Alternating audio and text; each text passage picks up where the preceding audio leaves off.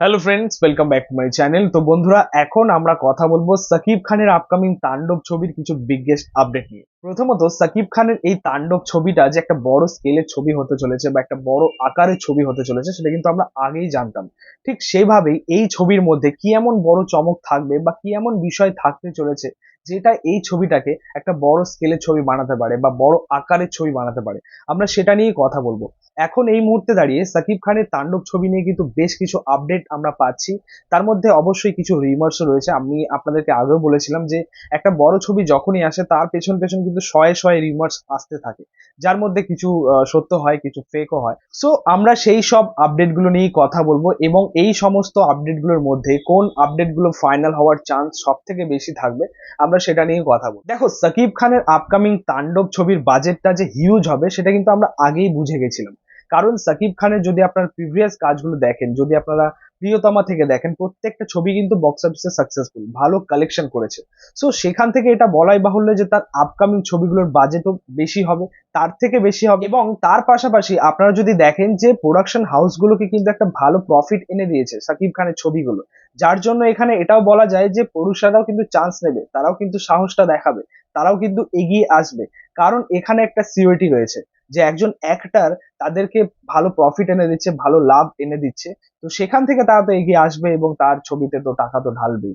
তো সেখান থেকে বলা যায় যে সাকিব খানের আপকামিং তাণ্ডব ছবির যে বাজেট সেটা হিউজ হতে চলেছে। এখন অবধি যেটা জানা যাচ্ছে যে সাকিব খানের এই তাণ্ডব ছবির বাজেট হবে বরবাদের দ্বিগুণ। বরবাদের যা বাজেট ছিল, যেটা জানা গেছে প্রায় 12-13 কোটি টাকা, সেটা ডাবল হতে চলেছে, মানে 25-26 কোটি টাকার একটা বাজেট হবে এই ছবি। সো আলটিমেটলি দেখা যাক, আউটপুট দেখলে আমরা বুঝতে পারবো, এই ছবির আউটপুট দেখলে বোঝা যাবে যে আলটিমেটলি কত বাজেটের কাজ হতে পারে এই ছবি। নেক্সট তাণ্ডবের যে আপডেটটা নিয়ে কথা বলবো সেটা হচ্ছে এই ছবির মধ্যে অ্যাকশন ডিরেক্টর হিসেবে আমরা কাকে পাবো। দেখো, এই ছবিটা একদম ফুল অফ অ্যাকশন ড্রামা হতে চলেছে। তো সেখানে সব থেকে বেশি প্রয়োজনীয় জিনিস হচ্ছে একজন ভালো অ্যাকশন ডিরেক্টর, যে সেরকম একটা আউটপুট দিতে পারবে।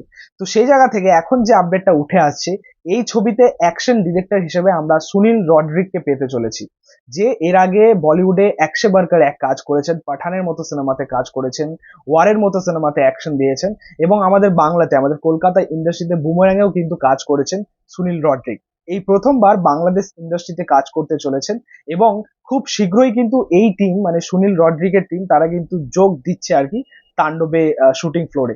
সো এখন এই মুহূর্তে দাঁড়িয়ে এটাই সব থেকে বড় এক্সাইটিং আপডেট যে সুনীল রডরিক কিন্তু তাণ্ডবের অ্যাকশন ডিরেক্টর হিসেবে নিযুক্ত হচ্ছেন বা যুক্ত হচ্ছেন। এছাড়া আপনাদেরকে বলে রাখি যে এই ছবিতে যে আমরা সুনীল রডরিককে পাচ্ছি অ্যাজ অ্যাকশন ডিরেক্টর, এটা হওয়ার চান্স কিন্তু বেশি আছে। একটা রিমার্স হলে এর পেছনে কোনো ফাইনাল কনফার্মেশন না থাকলেও এই রিমার্সের মধ্যে কিন্তু দম আছে এবং এটা ফাইনাল হওয়ার চান্স সব থেকে বেশি। নেক্সট তাণ্ডবের যে আপডেটটা নিয়ে কথা বলবো সেটা হচ্ছে এই ছবিতে নায়িকার চরিত্রে, নায়িকার ভূমিকায় আমরা কাকে দেখতে পাবো।